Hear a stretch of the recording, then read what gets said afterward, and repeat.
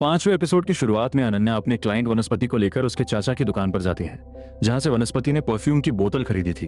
अनन्या दुकानदार को समझाने की कोशिश करती है कि वो कोर्ट में यह कबूल कर ले कि वनस्पति ने उसी की दुकान से परफ्यूम खरीदा था। तभी वहां नैना भी पहुंच जाती है। नैना बताती है कि यह दुकानदार वनस्पति का चाचा है, इसलिए वनस्पति ने परफ्यूम खरीदा नहीं था बल्कि उधार लिया था और इस वजह से वह कानूनी रूप से ग्राहक नहीं माना जाएगा। अनन्या दुकानदार को समझाने की कोशिश करती है कि अगर वो कोर्ट में बयान दे दे कि वनस्पति ने उससे परफ्यूम खरीदा था तो वनस्पति केस जीत जाएगा और मुआवजे के पैसों से उसकी सारी उधारी चुका देगा। वहीं नैना भी दुकानदार को ऑफर देती है कि अगर वो कोर्ट में कंपनी के पक्ष में बयान देगा तो वो उसे कंपनी का लीगल सेलर बनवा देगी। लेकिन दुकानदार दोनों की बात नहीं मानता। वो कहता है कि उसके बेटे को जुवेनाइल कस्टडी में रखा गया है और जल्द ही उसे तिहाड़ जेल में ट्रांसफर किया जाएगा। जो भी उसके बेटे को तिहाड़ जाने से रोक देगा वो उसी के पक्ष में बयान देगा। इधर कोर्ट में त्यागी जी ने जज कैलाश को एक शॉर्ट मूवी जज करने के लिए कहा होता है, जो कि एक शॉर्ट मूवी प्रतियोगिता का हिस्सा है। मूवी का डायरेक्टर भी वहीं मौजूद होता है, इसलिए कैलाश न चाहते हुए भी मना नहीं कर पाते, लेकिन वह साथ में त्यागी जी को भी इसमें शामिल कर लेते हैं। जज कैलाश कहते हैं कि मूवी के निर्णय के लिए एडीजे का इनपुट काफी मायने रखेगा। दूसरी तरफ अनन्या और नैना जुवेनाइल कस्टडी में पहुंचती हैं, जहां वे दुकानदार के बेटे पवन से मिलती हैं। यहाँ उन्हें पता चलता है कि पवन खुद ही जुवेनाइल जेल से तिहाड़ जेल जाना चाहता है। पवन अपराधियों को अपना आदर्श मानता है और कहता है कि जुवेनाइल जेल में उसका करियर सही से नहीं बन पाएगा, इसलिए उसने जानबूझकर केयरटेकर पर हमला किया ताकि उसे तिहाड़ जेल भेज दिया जाए।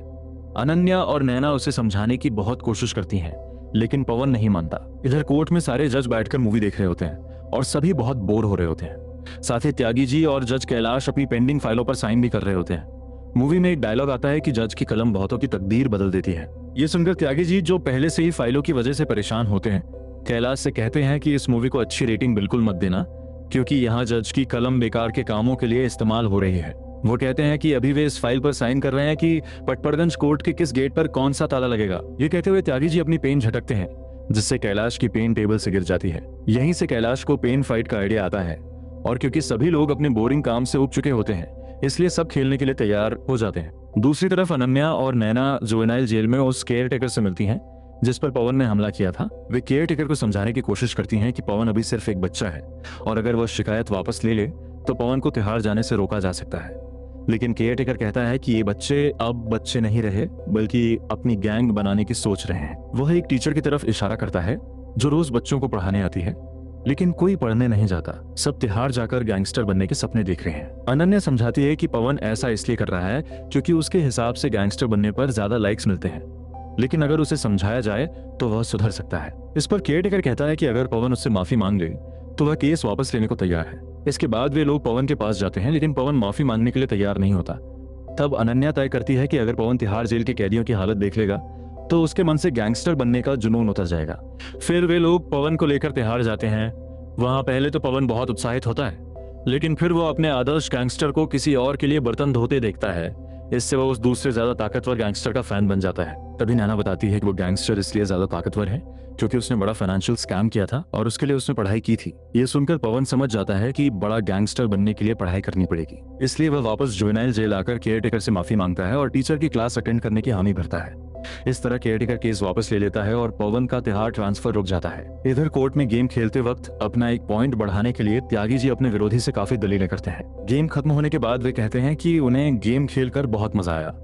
इस पर कैलाश कहते हैं कि त्यागी जी को गेम खेलकर नहीं बल्कि फिर से वकीलों की तरह दलीलें देकर मजा आया है। त्यागी जी की रीडर उनसे पूछती है कि उनके लिए वकालत छोड़कर जज बनना मुश्किल रहा होगा। इस पर त्यागी जी थोड़े भावुक हो जाते हैं, लेकिन फिर इस बात से इनकार कर देते हैं। दूसरी तरफ अनन्या और नैना दुकानदार से कहती हैं कि उन्होंने उसके बेटे को जेल जाने से बचा लिया है, इसलिए अब वो उनके पक्ष में बयान दे। दुकानदार कहता है कि वो दोनों के लिए बयान दे देगा, लेकिन इससे भी बात नहीं बनेगी। इधर कोर्ट में एक ठेले वाला आता है। विपिन बताता है कि आदमी कोर्ट के गेट के बाहर ठेला लगाता था, लेकिन गेट बंद होने की वजह से उसका काम बंद था। आज त्यागी जी ने उस गेट पर ताला लगाने से जुड़ी फाइल पर साइन किया, जिससे वह फिर से अपना ठेला लगा पा रहा है। वो ठेले वाला बताता है कि उसका ठेला ही घर चलाने का एकमात्र साधन है और त्यागी जी की वजह से वह फिर से काम शुरू कर पाया है, इसलिए वह कचौड़ी लेकर आया है। ये सुनकर त्यागी जी कचौड़ी खाते हुए भावुक हो जाते हैं। फिर वे कैलाश से कहते हैं कि मूवी में जो लाइन थी, जज की कलम बहुतों की तकदीर बदल देती है, वह बहुत अच्छी थी और वे अनुरोध करते हैं कि बेस्ट मूवी के लिए उसी डायरेक्टर को चुना जाए। यहीं पर एपिसोड 5 खत्म हो जाता है। छठे एपिसोड की शुरुआत में ऑर्डर जज घोष के पास एक पेपर लेकर जाता है जिस पर जज साइन कर देते हैं। बाहर आकर त्यागी वकीलों को बताते हैं कि इस बार दिल्ली की गर्मी में वकील कोर्ट के अंदर बिना कोट पहने आ सकेंगे और इसकी अनुमति घोष सर ने दे दी है। आज पटपड़गंज कोर्ट में पोर्टफोलियो इंस्पेक्शन विजिट है, इसलिए त्यागी जी विश्वास के साथ सारी तैयारियों का जायजा ले रहे होते हैं। विश्वास बताता है कि उसने सारे इंफ्रास्ट्रक्चर इश्यूज ठीक कर दिए हैं और अब पटपड़गंज कोर्ट को बेस्ट कोर्ट घोषित किया जाएगा।